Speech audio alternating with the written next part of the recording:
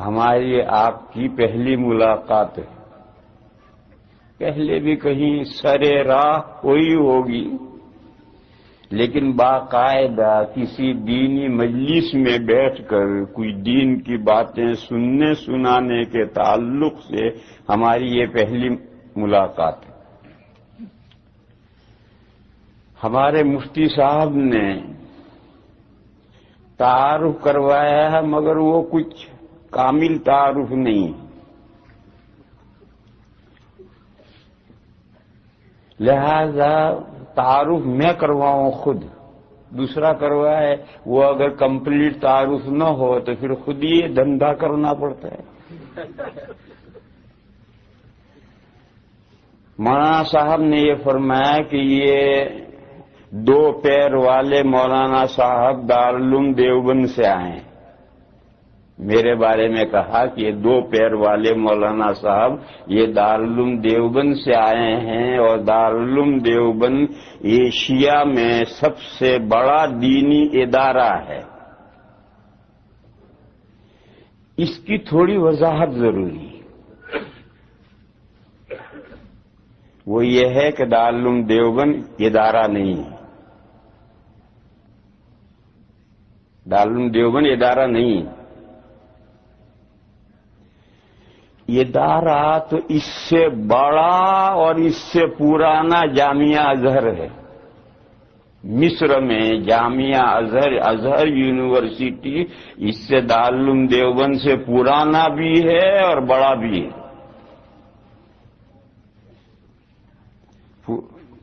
پرانا کتنا ہے؟ دارالعلوم دیوبند کو قائم ہوئے 140 سال ہوئے ہیں،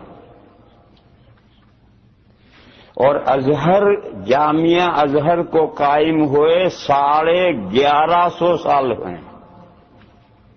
جامعہ ازہر آج سے 1150 سال پہلے قائم ہوا ہے، اور دارالعلوم دیوبند تو بیچارہ بچہ ہے، ابھی 140 سال ہوئے ہیں اس کو قائم ہوئے. اور بڑا چھوٹا ہونے کے اعتبار سے دارالعلوم دیوبند میں 3500 طالب علم ہیں، زیادہ سے زیادہ 3500 طالب علم ہیں، اور جامعہ ازہر میں 80,000 طالب علم ہیں. ازہر یونیورسٹی میں 80,000 اسٹوڈنٹس ہیں، اور دارالعلوم دیوبند میں تو 3,000 اور 3500 طالب علم ہیں. تو اس لیے بڑا ادارہ دینی اور پرانا ادارہ دینی ازہر یونیورسٹی ہے. دارالعلوم دیوبند اس کے سامنے کچھ نہیں. مگر آج پوری دنیا میں گھوم جاؤ اور اسلامی کتب خانے میں گھس جاؤ، ازہر کے فضلاء کی کوئی خال کتاب ملے گی، وہ بھی کوئی دین کے اہم موضوع پر نہیں ملے گی. اور ساری دنیا میں گھوم لو، کہیں آپ کو ازہری فاضل کام کرتا ہوا نہیں ملے گا، الا ماشاء اللہ کہیں پوری دنیا میں گھومو گے تو 5-7 آدمی مل جائیں گے. دوسری طرف دارالعلوم دیوبند چھوٹی موٹی کوئی لائبریری اسلامی کتابوں کی اردو میں، فارسی میں، عربی میں اگر ہو، اس میں گھس جاؤ تو آدھی کتابیں آپ کو دارالعلوم دیوبند کے فضلاء کی ملیں گی. کسی بھی لائبریری میں گھس جاؤ، عربی کی گھس جاؤ، اردو میں، فارسی میں، تو آدھی کتابیں آپ کو دارالعلوم دیوبند کے فضلاء کی ملیں گی. اور دنیا کے کسی چپے پر چلے جاؤ، آپ کو دارالعلوم کا فاضل وہاں دین کا کام کرتا ضرور ملے. کہیں بھی چلے جاؤ. آپ ذرا تو گھومتے نہیں ہیں، میرا تو کام ہی ساری دنیا میں گھومنا ہے. دنیا کے کسی خطے میں میں گیا تو وہاں دارالعلوم دیوبند کا فاضل ملا مجھے. ایک مرتبہ ترکی گیا میں، استنبول. تو ہم نے سوچا کہ بھئی یہاں کا جو گورنمنٹ کا جو مفتی اعظم ہیں، بڑے آدمی ہیں وہاں کے استنبول کے، ان سے ملاقات کرنی چاہیے۔ تو ہم ایک وفد بنا کر ان سے اپوائنٹمنٹ لے کر ان سے ملاقات کرنے گئے، تو ایک بڑے میاں تھے 70 ایئر کے، بوڑھے بالکل، اور بالکل داڑھی صاف تھی، مفتی اعظم ترکیہ۔ خیر ملاقات ہوئی سرسری سی، تھوڑی بہت، عربی بھی نہیں بول سکتا۔ اب وہ ان کی ترکی زبان ہم نہیں جانتے، عربی وہ نہیں بول سکتا مفتی اعظم۔ وہاں ان کا جو نائب مفتی تھا وہ دارالعلوم دیوبند کا فاضل تھا، اس سے ملاقات ہوئی۔ اس کی بھی داڑھی کو پوری تو نہیں رہی تھی، وہاں جا کر تھوڑی کم تو اس کی بھی ہو گئی تھی۔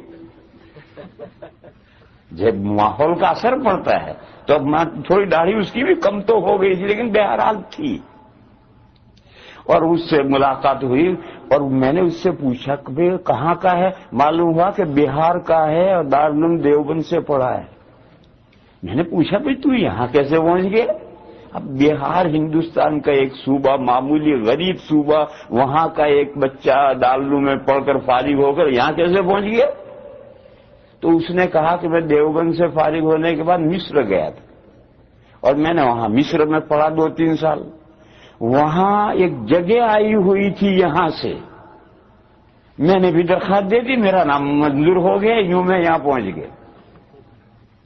تو اب ترکی ایک پوری سلطنت ہے، اس کا جو فتوے کا ڈپارٹمنٹ ہے، جو سب سے بڑا ملک کا دینی شعبہ ہے، اس میں جو نائب مفتی ہے وہ دارالعلوم دیوبند کا پڑھا ہوا ہے۔ غرض تو آپ دنیا میں کہیں نکل جاؤ، کسی ملک میں نکل جاؤ، آپ کو دارالعلوم دیوبند کے فضلاء وہاں کام کرتے ملیں گے، یا تو دارالعلوم دیوبند کا فاضل ملے گا، یا دارالعلوم دیوبند کی جو دنیا میں شاخیں ہیں، دارالعلوم دیوبند کی جو دنیا میں شاخیں ہیں وہ بھی سب دارالعلوم دیوبند ہیں۔ دارالعلوم دیوبند کی دنیا میں کتنی شاخیں ہیں؟ لاکھوں، اور وہ شاخیں لاکھوں، ایک دوسرے سے ان کا لنک کچھ نہیں ہے، سب اپنی اپنی جگہ پر الگ الگ درخت کھڑے ہیں، سب درخت الگ الگ کھڑے ہیں، ایک دوسرے سے کوئی لنک نہیں، اور واقعتاً کوئی لنک نہیں۔ یہ جب طالبان کا مسئلہ آیا تو طالبان کہتے ہم دیوبندی تھے، تو یہ امریکہ دارالعلوم دیوبند میں ہر ہفتے میں ایک نمائندہ پہنچتا تھا، مرد یا عورت۔ وہ یہ جاننا چاہتے تھے کہ دارالعلوم دیوبند کا طالبان کے ساتھ کیا لنک ہے۔ کوششیں بیچارے کر کر کے تھک گئے، کچھ بھی نہیں ملا۔ کیوں نہیں ملا؟ ہے ہی نہیں کچھ، تو کہاں سے ملے گا؟ کچھ ہو تو اسے ڈھونڈ نکالیں، جب کچھ ہو ہی نہ تو کیا ڈھونڈ نکالیں؟ 2 سال تک کوئی ہفتہ ایسا خالی نہیں ہو جاتا تھا کہ امریکہ کا کوئی نمائندہ مرد یا عورت نہ پہنچے۔ کوئی اخبار کا ایڈیٹر پہنچ رہا ہے، کوئی نامہ نگار پہنچ رہا ہے، کوئی گورنمنٹ کا آدمی پہنچ رہا ہے، کوئی، اور وہ اپنے طور پر سب جاننا چاہتے ہیں کہ طالبان اور دیوبند کا کیا جوڑ ہے۔ کچھ ملا ہی نہیں کسی کو، کہاں سے ملے گا؟ ہے ہی نہیں تو کہاں سے ملے گا؟ نفس الامر میں کوئی ہے ہی نہیں۔ جیسا طالبان کے ساتھ دارالعلوم دیوبند کا کوئی جوڑ نہیں ہے، اسی طرح سے دارالعلوم دیوبند کی جتنی شاخیں ہیں، انڈیا میں ہوں، بنگلہ دیش میں ہوں، پاکستان میں ہوں، انگلینڈ میں ہوں، امریکہ میں ہوں، افریقہ میں ہوں، دنیا میں جہاں بھی شاخیں ہیں، شاخوں کا مطلب دارالعلوم دیوبند کے طرز پر کام کرنے والے ادارے ہیں۔ شاخوں کا اتنا ہی مطلب ہے کہ جس نہج پر دارالعلوم دیوبند کام کر رہا ہے، دین کی خدمت کر رہا ہے، اس نہج پر دین کی خدمت کرنے والا ادارہ، یہ شاخ کا مطلب ہے۔ تو سب اپنی اپنی جگہ پر الگ مستقل ادارے ہیں، دارالعلوم کے ساتھ کوئی لنک نہیں ہے، اور ان کی اداروں کے آپس میں بھی کوئی لنک نہیں ہے۔ کراچی میں مفتی حضرت مولانا یوسف صاحب بنوری کا مدرسہ ہے، مفتی شفیع صاحب کا مدرسہ ہے، اور وہ فاروق کیا ہے، مولانا سلیم اللہ خان صاحب کا مدرسہ، 3 بڑے بڑے ادارے ہیں، 3 کا آپس میں کوئی لنک نہیں ہے، سب اپنے اپنے مستقل ہے۔ اسی طرح سے آپ سمجھیں تو میں یہ کہہ رہا تھا کہ دارالعلوم دیوبند کی لاکھوں شاخیں ہیں، اس سے کوئی یہ سمجھے کہ وہ ایک دوسرے کے ساتھ ان کا جوڑ ہے، اس کو میں نے واضح کیا کہ جوڑ کچھ نہیں، لاکھوں شاخوں کا مطلب یہ ہے کہ دین کی خدمت جس نہج پر دیوبند کر رہا ہے اسی نہج پر یہ سارے ادارے کر رہے ہیں۔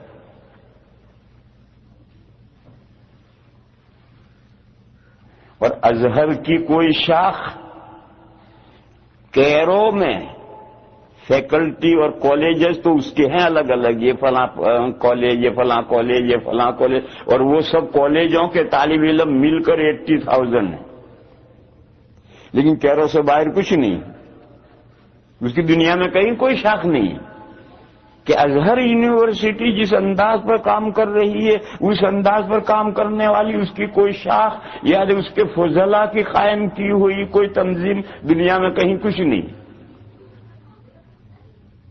ایسا کیوں ہے؟ ایسا اس لیے ہے، میرے ماموں تھے، ابھی 4-5 سال ہوئے ان کا انتقال ہوا، اور دارالعلوم دیوبند کے ایک بہت بڑے محدث گزرے ہیں علامہ انور شاہ کشمیری قدس سرہ، ان کے شاگرد تھے اور بہت ذیل آدمی تھے۔ ایک مرتبہ انہوں نے مجھ سے سوال کیا اچانک، کہنے لگے ازہر میں اور دیوبند میں کیا فرق ہے؟ ازہر میں اور دیوبند میں کیا فرق ہے؟ تو میں نے ان کو جواب دیا کہ ازہر ایک دانشگاہ ہے اور دیوبند ایک تحریک ہے۔ وہ ایک دانشگاہ ہے، ایک انسٹیٹیوٹ ہے، ایک تعلیم گاہ ہے، ایک ادارہ ہے۔ دیوبند ایک تحریک ہے، ایک مشن ہے، یہ ایک تحریک ہے، ایک مشن ہے۔ اگر دیوبند 5 طالب علم بھی تیار کرے گا تو وہ 5 طالب علم دیوبند سے چل کر گھر نہیں بیٹھیں گے، وہ دنیا میں پھیلیں گے اپنے مشن کو لے کر۔ اور ازہر 5,000 تیار کرے گا تو وہ نکل کر کے اپنے آفسوں میں کام کریں گے، اپنی دنیا بنائیں گے۔ جیسے علی گڑھ یونیورسٹی اور دوسری بہت سی یونیورسٹیاں ہیں، یہ دانشگاہ ہیں، یہ تعلیمی ادارے ہیں، یہ جو ہیں یہ تعلیمی ادارے ہیں، یہ انسٹیٹیوٹ ہیں، یہ دانشگاہ ہیں۔ تو میں نے کہا کہ ازہر ایک دانشگاہ ہے، ایک تعلیمی ادارہ ہے، بہت بڑا اور بہت پرانا ہے۔ دیوبند ایک تحریک ہے، ایک مشن ہے۔ تو چونکہ دیوبند ایک تحریک اور ایک مشن ہے تو اس کے فضلاء ساری دنیا میں پھیلے ہوئے ہیں، جو مشن ہے اس مشن کو لے کر ساری دنیا میں پھیلے ہوئے ہیں۔ اب آپ کو یہ سمجھنا ہے کہ دیوبند کس چیز کی تحریک ہے، کس چیز کا مشن ہے۔ اس لیے سمجھنا ہے کہ آپ بھی دیوبندی ہیں، یہ چیز آپ کو اس لیے سمجھنی ہے کہ آپ بھی دیوبندی ہیں، لہذا آپ کو سمجھنا پڑے گا کہ ہم دیوبندی کیوں ہیں، کس چیز کا نام دیوبندیت ہے۔ دیوبند جو ایک دیوبندیت ایک مشن ہے، ایک تحریک ہے، تو کیا ہے دیوبندیت، یہ آپ کو بھی سمجھنا ہے، اس لیے کہ آپ دیوبندی ہیں۔ میرے بھائیوں، دیوبندیت نام ہے صحیح دین کو دونوں ہاتھوں سے مضبوط پکڑنے کا۔ جو صحیح دین ہے اس کو دونوں ہاتھوں سے مضبوط پکڑو، اسی کا نام دیوبندیت، اس سے آگے کچھ نہیں۔ دیوبند کا کوئی دستور اساسی نہیں، کوئی کانسٹیٹیوشن نہیں ہے، دیوبند کا کوئی نام نہیں۔